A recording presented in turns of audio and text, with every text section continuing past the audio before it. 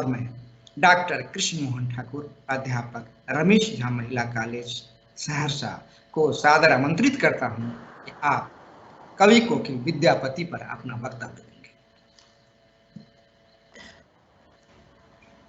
बड़े हर्ष का विषय है कि मंत्रिमंडल सचिवालय राजभाषा विभाग बिहार सरकार के द्वारा कविद्वय हरिवंश राय बच्चन और महाकवि विद्यापति का जयंती समारोह मनाया जा रहा है और मुझे महाकवि विद्यापति के व्यक्तित्व और कृतित्व पर अपनी बात रखने के लिए अवसर दिया जा रहा है। मैं बड़ा ही आभारी हूं संचालक महोदय आपका, अध्यक्ष महोदय का, निदेशक महोदय का, अन्य समस्त सहयोगियों का और अपने गुरुजन डॉक्टर बलराम तिवारी सर का मैं प्रणाम करता हूं उनको।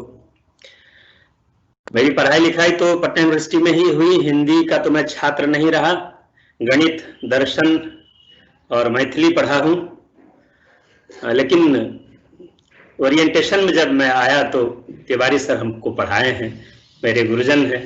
बहुत ही हर्ष का विषय है मेरे लिए कि उनका आशीर्वाद है और मैं आज उनके सामने कुछ बोल पा रहा हूं। वस्तुतः महाकवि विद्यापति पर भारतीयों को, भारतीय भाषाओं को गर्व है। मैथिली को गर्व है, मैथिलों को गर्व है, मिथिला को गर्व है। बंधुओं, आप सबको मालूम है कि मिथिला विद्वानों विदुषियों की भूमि रही है। वैदिक काल से अद्य पर्यंत भारतीय वाङ्मय में मिथिला का योगदान रहा है और ये स्मरणीय, अविस्मरणीय योगदान रहा है। बंधुओं, मिथिला का इतिहास भी उतना ही पुराना है लगभग जितना भारत का इतिहास पुराना है। ब्राह्मण ग्रंथों में मिथिला नगरी, विदेह माधव, ये सब विदेह माधव मिथिला नगरी को बसाते हैं। तो इस हिसाब से 5000 वर्षों से अधिक पुराना इतिहास मिथिला का रहा है। आपको यह भी ज्ञात होगा कि 6 भारतीय दर्शनों में 4 दर्शन का उद्भव मिथिला से हुआ है।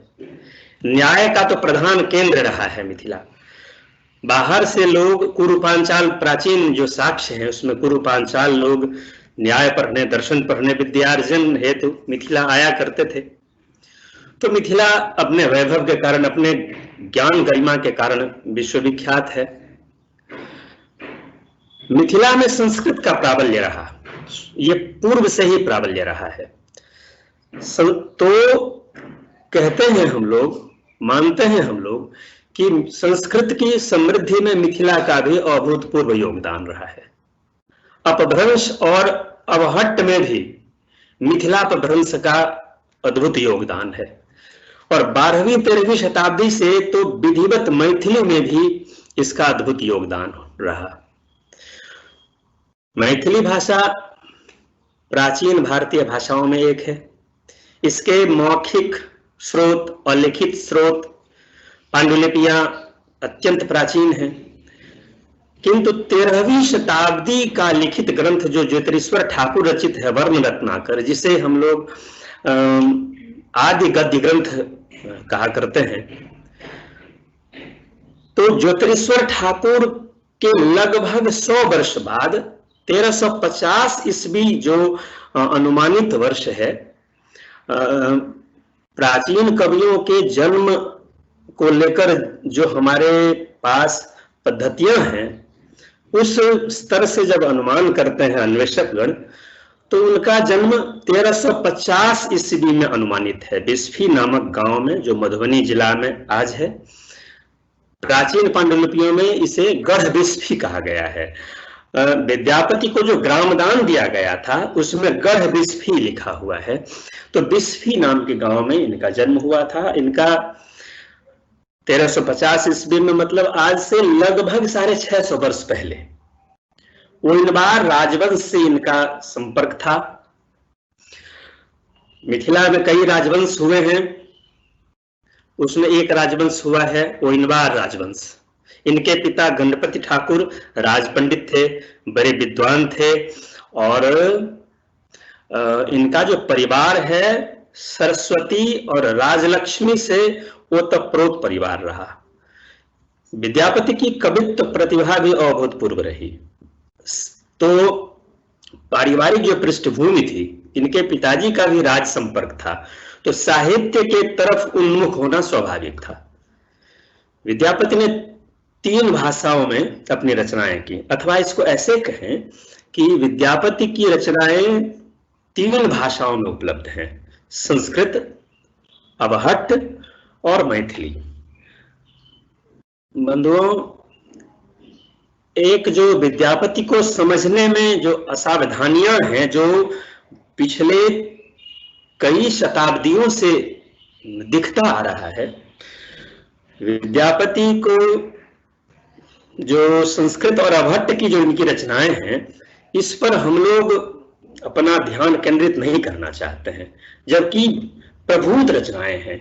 अब देखा जाए संस्कृत में इनकी रचना भू परिक्रमण, पुरुष परीक्षा, गंगा वाक्यावली, दान वाक्यावली, लिखनावली, शैव सर्वस्व सार, शैव सर्वस्व सार प्रमाणभूत संग्रह, विभाग सार, दुर्गा भक्ति तरंगिनी, वर्ष कृत्य, गया पत्तलकम, और 2 नाटक भी, मणिमंजरी और गोरक्ष विजय। अबहट्ट भाषा में इनकी 2 रचनाएं उपलब्ध हैं, कीर्तिलता और कीर्ति पताका। और मेरा मानना है कि ये जो कीर्तिलता और कीर्ति पताका है, ये वीर गाथा है, यशोगाथा है, और मिथिला, तत्कालीन मिथिला के सांस्कृतिक, आर्थिक और राजनीतिक संबंध को जानने का एक प्रामाणिक ऐतिहासिक स्रोत है। और मैथिली में अब तक इनके लगभग 1000 पद उपलब्ध हैं, 1000 पद लगभग, जिसमें श्रृंगार, भक्ति, नचारी, महेशवाणी, देश दशा।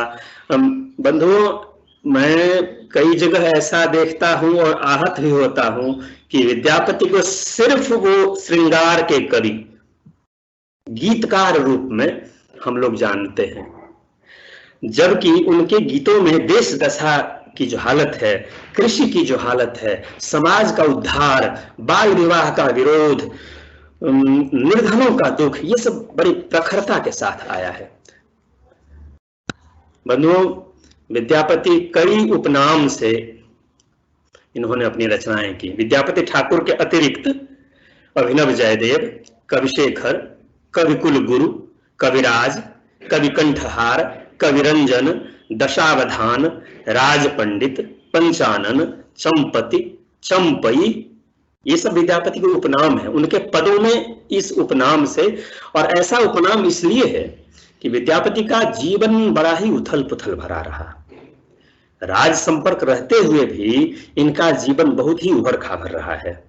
जिस राजा के आदेश पर उन्होंने जैसी रचनाएं की, उसमें वैसी भनिताएं मिलती हैं। राजा जिस प्यारे नाम से उनको बुलाते थे, भनिता में कई जगह उन्होंने उसका उपयोग किया है। 14-15 वर्ष की ही अवस्था से इनको राज्याश्रय था। तो विद्यापति की यदि समग्र रचनाओं को देखें तो उनका कैसा व्यक्तित्व बनता है कि वो कवि हैं, विधिज्ञ हैं, कानून के ज्ञाता हैं, कानून पर पुस्तकें हैं, विभाग सार, निबंधकार हैं, राजनीति मर्मज्ञ हैं, राजनीति पर उनका पुस्तक है, शास्त्रज्ञ हैं, धर्मशास्त्रज्ञ हैं, समाजशास्त्री हैं, संगीत मर्मज्ञ हैं, नाटककार हैं। विद्यापति का ऐसा विराट व्यक्तित्व है। विद्यापति ही ऐसे समर्थ रचनाकार हैं जिन्होंने बंगाल, उड़ीसा, आसाम, नेपाल सहित पूर्वांचल के वैष्णव आंदोलन पर अपना समर्थ प्रभाव छोड़ा। ऐसा तो प्रमाण है, चैतन्य देव पर मेरा पीएचडी है।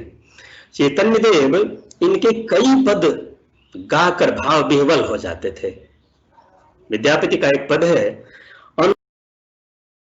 माधव माधव रटैते सुंदरी भेली मधाई, ओ निज भाव सुभाव ही बिसरल आपुन गुण लुबुधाई, माधव अपरूप तोहर सिरे है। कुछ किंवदंतियां भी हैं। उगना विद्यापति के चाकर बनकर आए, विद्यापति की सेवा में। और हम लोग ऐसा मानते हैं कि उगना साक्षात शिव थे और इनकी जो शिव भक्ति थी,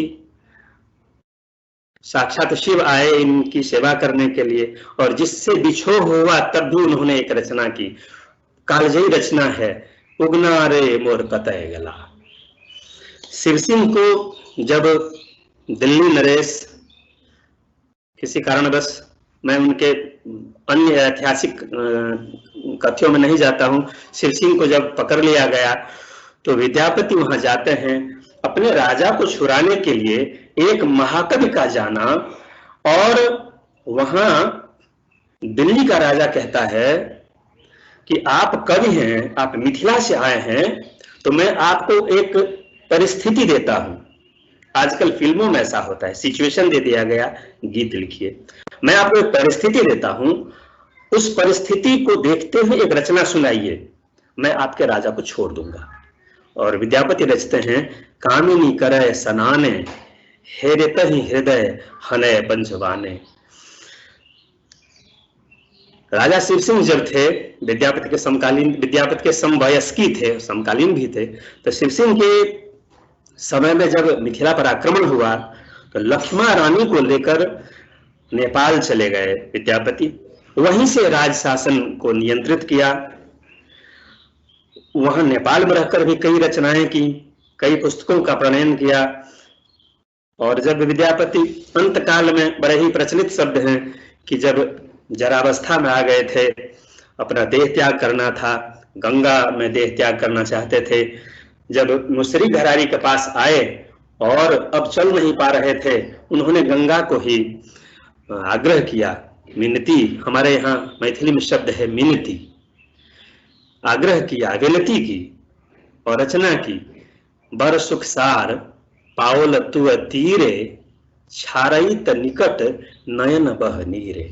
कर जोरी बिनमो विमल तरंगे, पुन दर्शन देहु पुनमति गंगे। ऐसा कालजयी रचना करने वाला हमारा महाकवि विद्यापति, इनका कम समय में तो कुछ कहना बहुत मुश्किल है, कई दिनों तक धारावाहिक रूप से कार्यक्रम चले तो बहुत कुछ संभव है। विद्यापति हमारे मात्र कवि नहीं थे, मैं इस बात को फिर से दोहरा रहा हूं कि वो एक समर्थ सामाजिक चिंतक थे। उनकी जो सामाजिक चेतना है, अब देखा जाए, भू परिक्रमण उनकी एक रचना है जिसमें उन्होंने यात्रा वृत्तांत को लिखा है। और उस समय में जो जनपदों को, राज्यों को देश कहा जाता था, तो 56 देशों का वृत्तांत उन्होंने लिखा है। द्रुपद देश, ब्रह्मावर्त, हस्तिनापुर, पाटलिपुत्र, मिथिला, जनकपुर, हर जगह का वृत्तांत उन्होंने लिखा है। अब यात्रा वृत्तांत पर ऐसा समर्थ पुस्तक भू परिक्रमण, पुरुष परीक्षा लिखा उन्होंने। एक मानव को, एक पुरुष को शौर्य उनका कैसा होना चाहिए, पुरुषोचित कर्म कैसा होना चाहिए, ये जो पुरुष परीक्षा है, प्रश्नोत्तर शैली में कथाओं का उन्होंने उसमें गुम्फन किया है। पुरुषोचित योग्यता का एक समर्थ उत्प्रेरक ग्रंथ मैं इसको कहता हूं। उन्होंने लिखनावली लिखा। पत्र साहित्य पर आज इतना जोर पड़ रहा है, लिखनावली पुस्तक ही है, पत्रों का संकलन, पत्रावली है वो। पत्र कैसे लिखा जाना चाहिए, उच्च कक्ष के लोगों को पत्र कैसे लिखा जाए, निम्न कक्ष के लोगों को, जो आपसे स्तर में नीचे हैं, उसको कैसे पत्र लिखा जाए, समकक्ष में कैसे पत्र लिखे जाएं, नियम अथवा व्यवहार उपयोगी पत्र कैसे लिखे जाएं। कुल 84 पत्र उसमें है।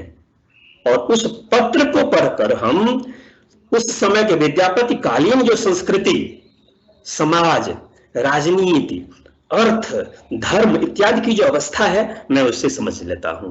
तो इस तरह से मिथिला के समाज को समझने का इनका ये समर्थ स्रोत है। वर्षकृत्य उन्होंने लिखा। गृहस्थ जीवन में पर्व त्योहार के क्या विधि विधान होने चाहिए।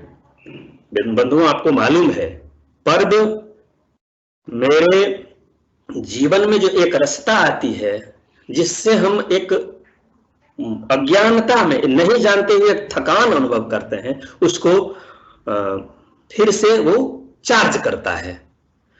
वर्षकृत्य जो इनका पुस्तक है, पर्व त्योहार का विधि विधान है, तत्कालीन समाज में यज्ञ याग कैसे होता था, दान व्रत पूजा पाठ का क्या विधि विधान होता था, प्रामाणिक वचन उद्धृत किए गए हैं। धर्मशास्त्रीय जो सिद्धांत हैं उसके अनुसार इन्होंने एक ग्रंथ लिखा, शैव सर्वस्व सार। शिव पूजा का विधि विधान कैसा होना चाहिए, शिव पूजा की फलश्रुति कैसी है। फिर उन्होंने लिखा शैव सर्वस्व सार प्रमाणभूत संग्रह, उसमें पुराण के वचन संग्रहित हैं जो शिव पूजा से संदर्भित हैं। उन्होंने लिखा गया पत्तलकम, हिंदुओं में श्राद्ध का विधान है, श्राद्ध कैसे होने चाहिए। बंधुओं, आपको ज्ञात होगा कि मिथिला का जो कर्मकांड है ये समस्त भारतीय कर्मकांडों में एक विशिष्ट स्थान रखता है। मिथिला का जो स्मार्त मत है उसमें पिंडदान का जो विधान है, उस विधान का, उस धार्मिक या कौलिक कृत्य का सांगोपांग विधि विधान वहां गया पत्तलकम में वर्णित है। दान वाक्यावली उन्होंने लिखा, दान करने का क्या महात्म्य है, दान का विधान कैसा हो। तत्कालीन दान वाक्यावली में मैथिली के कुछ दुर्लभ शब्द सब मिल रहे हैं, तत्कालीन जीवन चित्र मिल रहा है। दान वाक्यावली में पढ़ने पर एक चीज पता लगा है कि उस समय लोग बागीचा लगाने, लोगों के बीच में बागीचा लगाने, उद्यान लगाने की प्रथा थी। आराम एक वृक्ष होता है, कहा जाता है कि लोग आराम वृक्ष अपने अहाते में लगाते थे। आज वृक्षारोपण पर इतनी चेतना फैली है। विद्यापति के साहित्य में देखिए कि उस समय मिथिला में उस वृक्ष को लगाने की प्रथा थी। आज भी मिथिला में हर एक घर में, हर एक गृहस्थों के यहाँ अमरूद का पेड़ और केला का पेड़ तो मिलेगा ही, केला का पौधा तो मिलेगा ही। उनकी पुस्तक है गंगा वाक्यावली। हरिद्वार से गंगा सागर तक के तीर्थों का और तीर्थों में कृत्य कर्म का विधान है, गंगा का महात्म्य उसमें वर्णित है। फिर उनकी एक पुस्तक है दुर्गा भक्ति तरंगिणी।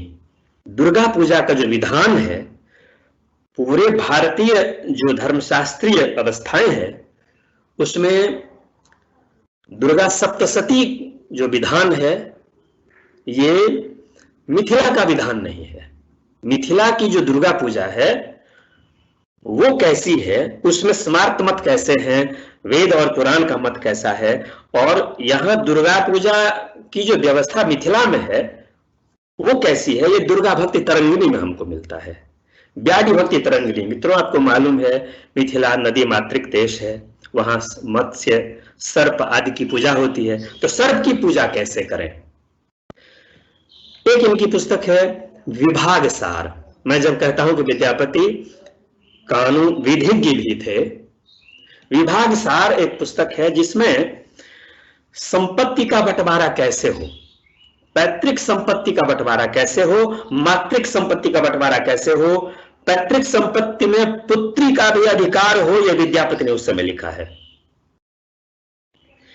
माता पिता के जीवित रहने तक पैतृक संपत्ति का बंटवारा न होता है, ये उस पुस्तक में। उस समय तक माता पिता के जीवित रहने तक पैतृक संपत्ति अविभाजित रहता था।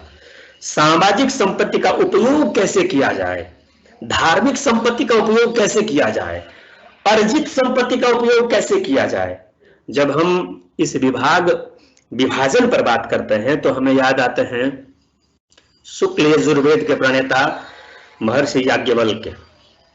आप महर्षि याज्ञवल्क्य के संहिता को देखिए, उसका जो विकास और उसका जो दैशिक और सामाजिक विकास ये विभाग सार में मिलता है। इसका नियम प्रिवी काउंसिल जब भारतीय विधि विधान की जब रूपरेखा बनने लगी आधुनिक काल में, तो कई नियम ऐसे हैं, शोध बताते हैं कि विभाग सार से कई नियम वहां प्रभावित हैं। विभाग सार जब देखते हैं तो उसमें कुछ चमत्कृत बातें हैं। आज चेतना के स्तर पर मुझे झकझोरता है, जो व्यक्ति नरहत्या किया है, महापापी है, पतित है, उन्मत्त है, जन्मांध है, जड़ है, निरिंद्र है, उसको पैतृक संपत्ति से भोजन और सुख सुविधा मिलेगा, पैतृक संपत्ति का बंटवारा नहीं, उसमें उसको विभाग नहीं मिलेगा, उसको भोजन साजन मिलेगा, मात्र भोजन।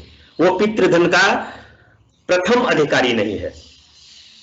यदि अकेला है तो वही अधिकारी है, लेकिन यदि बेटी है तो यह अधिकारी नहीं है, बेटी को मिलेगा। सन्यासी सदा निर्धन होता है, सन्यासी को पैतृक धन में अधिकार नहीं होगा। तो बंटवारा संबंधी ऐसा प्रामाणिक ग्रंथ विभाग सार जैसा ये विद्यापति ने हमको दिया है। विद्यापति के 2 नाटक हैं, गोरक्ष विजय। मिथिला की जो अपनी नाट्य परंपरा है उसको हम कीर्तनिया नाटक कहते हैं। कीर्तनिया नाटक की जो परंपरा है पूरे भारत को प्रभावित किया था। वो यात्रा हो, तमाशा हो, लावनी हो, माचो हो, अंकिया हो, शैली देखिए तो कीर्तनिया शैली वहां विकसित होता है, जो मिथिला की शैली है। उस कीर्तनिया शैली में गोरक्ष विजय नाटक विद्यापति ने लिखा कि गोरखनाथ द्वारा मत्स्येंद्रनाथ को पुनः योगी बनाने की जो घटना है, तत्कालीन प्रथाएं कुछ हैं, इस सब को लेकर फिर एक दूसरी रचना है, नाटक है मणिमंजरी। तो बंधुओं, इस तरह विद्यापति की जो एक विराट प्रतिभा है वो इस सब को समझे बिना हमारे पास खुलता नहीं है। विद्यापति की जो पदावली है, श्रृंगार संबंधी रचना है, उसमें भक्ति संबंधी रचना है और व्यवहार संबंधी रचना है। बंधुओं, गीत साहित्य जो है अथवा पद साहित्य जो है ये संस्कृत की विरासत है। संस्कृत की जो परंपरा है, जिसमें वेदव्यास से ही शुरू करिए, वेदव्यास रचित जो श्रीमद् भागवत महापुराण है, जिसमें पंच महागीत कहे जाते हैं, वेणुगीत, भ्रमर गीत, युगल गीत, गोपी गीत, प्रलय पयोधि जल।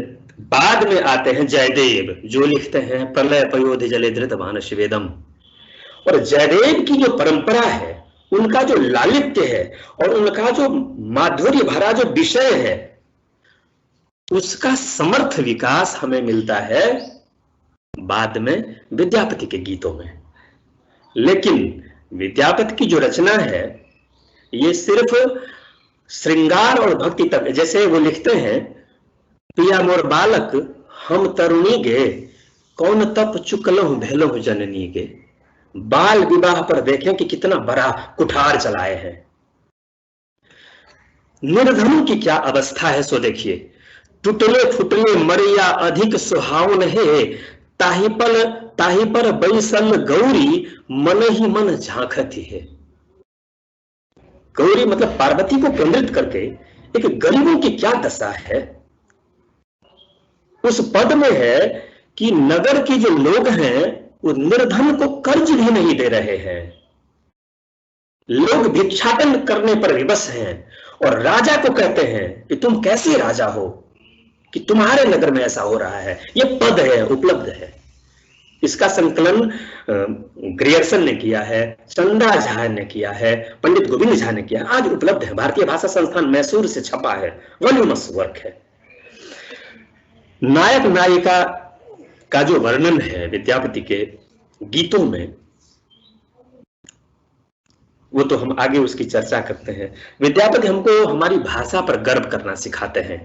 बालचंद विद्या वही भाषा, दुह नहीं लग गई दुज्जन हासा, ओ परमेश्वर हर सिर सोहई, ई नीचे नागर मन मोहई। देसी बैना सबजन मिठा का उद्घोष, पहला उद्घोष विद्यापति ने किया था।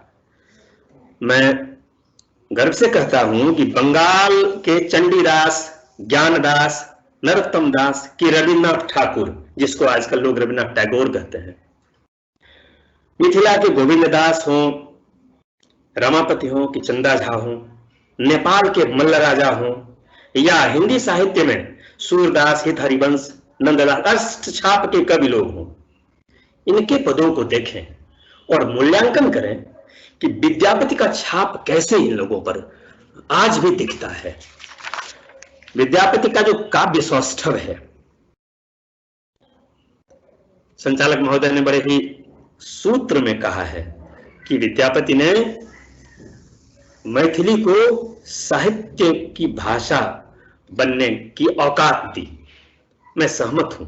इनका जो काव्य सौष्ठव है, जब वो अभिसार वर्णन करते हैं, चंदा जन उग आजुक रात,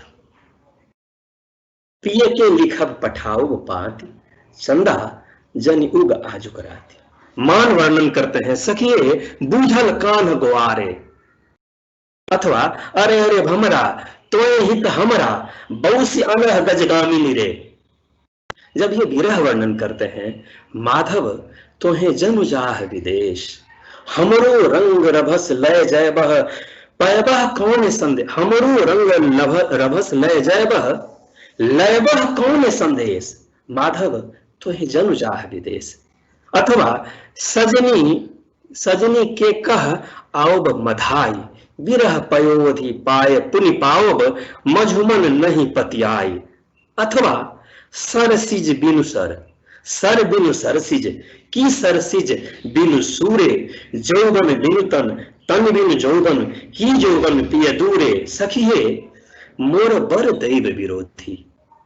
अथवा सखिए हमर दुखक नहीं और।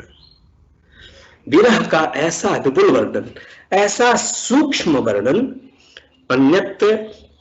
अन्यत्र यदि दुर्लभ नहीं है तो अल्पता तो है। ऐसा सुंदर वर्णन जब प्रेम वर्णन करते हैं, सखी की पूछसी अनुभव मोय, सेहो पीड़ित अनुराग बखानीय, तिल तिल नूतन होय। इनकी जो लोकप्रियता है, आप गौर करें, भारतीय कवियों में और भारतेतर कवियों में, इंग्लिश के पोएट्स में, इनकी जो लोकप्रियता है ये शिष्ट समाज तक है। लेकिन विद्यापति की लोकप्रियता राजा से रंक तक, योगी से भोगी तक, विद्वान से मूर्ख तक, स्त्री पुरुष सकल समाज में इनकी लोकप्रियता है। जब ये भक्ति संदर्भित रचना करते हैं, नचारी लिखते हैं, शिव उतरब पार कौन विधि, हम नहीं आज रहब यही आंगन, जो गुड़ होयत जमाए। अब देखिए एक नारी चेतना, यदि बूढ़ा मेरा दामाद होगा तो मैं आंगन में नहीं रहूंगा।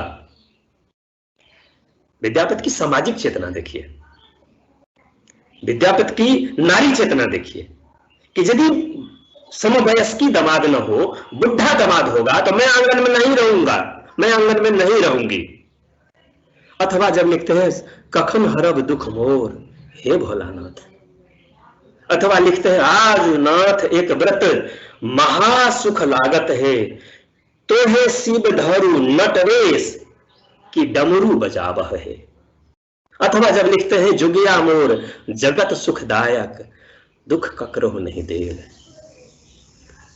विद्यापति जानकी के लिए बस एक ही रचना उपलब्ध है विद्यापति में, रे नरनाह सतत भजताही, घर नहीं जननी जनक नहीं जाही। गंगा स्तुति जब लिखते हैं बर सुखसार पावल तु अतीरे, छारैत निकट नयन बहनी रे। जब कृष्ण को केंद्रित करके लिखते हैं माधव कत तोर करब बराई, उपमा तोहर कहब ककरासो, कहितहु अधिक लजाई, माधव कत तोर करब बराई। अथवा जब लिखते हैं माधव बहुमिनती कर दोही, अथवा तातल सैकत वारि बिंदु सम, सुत मित रमणी समाजे, तो ही बिसारी मन नाही समर्पण, अब मोजो होए कौन काजे, माधव हम परिणाम निराशा। तोहे जग तारन दीन दयामय, अनत तोहर विश्वासा, माधव हम परिणाम निराशा। अथवा लिखते हैं कि हरि बंदो तू पद न आए। अब इनकी कृषि चेतना देखिए, विद्यापति कहते हैं शिव को बेरी बेरी आहे शिव मोए तोहे बोलिय, किरिख करहु मन लाय, मन लगाकर खेती बाड़ी करिए। बेरी बेरी आहे शिव मोए तोहे बोलिय, किरिख करिए मन लाए। और पद में आगे है कि यदि आप खेती पथारी नहीं करते हैं तो आपको कौन समाज में मान्यता देगा, आप ऐसे ही भिख मंगा के जैसे रह जाएंगे। गौरी कहती हैं शिव को। अथवा विद्यापति लिखते हैं, युद्ध गीत विद्यापति ने लिखा है, दूर दुर्गम गबे से मंजो गारगर गुड़ी गंजो, पाति शाह समीप सीमा समर दर्शो रे। ये युद्ध गीत है। विद्यापति के गीत में भी जो वैरायटी है, विविधता है। ठीक है कि विद्यापति की सर्वाधिक लोकप्रियता गीत रचना से है, लेकिन विद्यापति की गीत रचनाओं में जो इनकी चेतना है और इनका जो आयाम है, इस पृष्ठ में संस्कृत की वो तमाम रचनाएं, अभट्ट की वो तमाम रचनाएं, मैंने कहा है कि 1000 गीत उपलब्ध हैं, जिसमें श्रृंगार भक्ति सहित समाज, जीवन दर्शन, सखिए बूझल कान्ह गुवार में जो एक ब्रह्म और आत्म का जो मिलन स्थिति है, अथवा कृषि चेतना की पूजा उपासना की सामाजिक चेतना या सामाजिक उत्थान उद्धार सुधार की चेतना, ये सब जो ये जो जितने भी आयाम है और ये शक्ति है, ये विद्यापति को जनकंठ का कवि बनाया। मैथिली भाषा की जो सुकोमलता है, इसको आधारभूत स्थापना जो दिखती है, काम तो ज्योतिरेश्वर ठाकुर से ही हो रहा था, जिन्होंने धूर्त समागम जैसा अद्भुत नाटक लिखा और नाटक में उन्होंने गीत लिखा। ठीक है, नाटक में जो गुंफित गीत है, जिसको नाट्य गीत हम कहते हैं, तो नाट्य गीत में और स्वतंत्र गीत में गुणात्मक भी अंतर है और शैलीगत भी अंतर है। तो लेकिन मैथिली भाषा को जिस स्थिति से आगे ज्योतिरेश्वर ठाकुर लाना चाहते थे, लगभग 100 वर्ष बाद वो स्थिति विद्यापति के गीतों में, विद्यापति के काव्य भाषाओं में, विद्यापति के अन्य रचनाओं में दिखती है। भाषा को नए नए आयाम मिले, भारतीय गीत साहित्य को समृद्धि मिली, गीतों को ख्याति मिली, और भारत से बाहर जब वैष्णव हाइम्स, जो इनकी जो गीत रचनाएं हैं, जो वैष्णव हाइम्स से जब जाता है यूरोपियन कंट्री में, अथवा सॉन्ग्स ऑफ विद्यापति होकर जब जाता है यूरोपियन कंट्री में अनुवाद होकर, तो इनकी विश्वव्यापी ख्याति होती है। यह काम ग्रियर्सन ने किया, यह काम चंदा झा ने किया, डॉक्टर सुभद्र झा ने किया, पंडित गोविंद झा ने किया।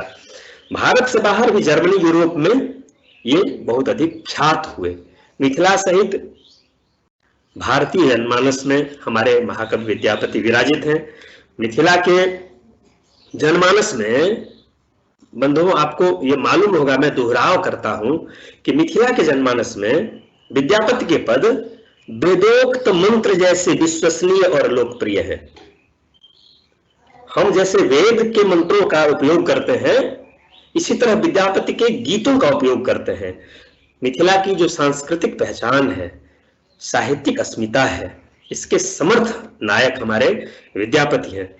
विद्यापति का जो अवसान हुआ है, ये विद्यापति का ही एक पद मिलता है कि जिसमें वो लिखते हैं, कार्तिक धवल त्रयोदशी जान, कार्तिक शुक्ल त्रयोदशी को।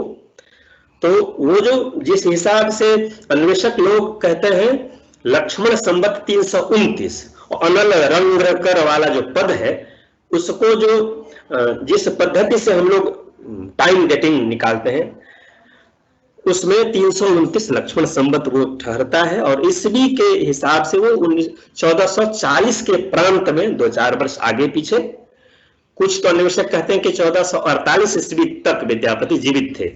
तो जो भी, लेकिन कार्तिक धवल त्रयोदशी को 1440 के दशक में उनका देहांत होता है। 14-15 वर्ष से ही उनका राज्याश्रय था और 88 से 90 वर्ष का उनका जीवन काल था।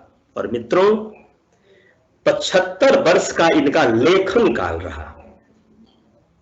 इतने जो बड़े व्यक्तित्व के हमारे नायक महाकवि विद्यापति, तो विद्यापति के साहित्य को समझने में तो असावधानियां हुई है, लापरवाही किए हैं लोग, कई भ्रांतियां हैं। जैसे जब उनका पाठालोचन किया जाता है, मैं विद्यापति पर जितने भी काम हुए हैं, वो हिंदी में हो, मैथिली में हो, संस्कृत में हो, लगभग मैंने देखा है।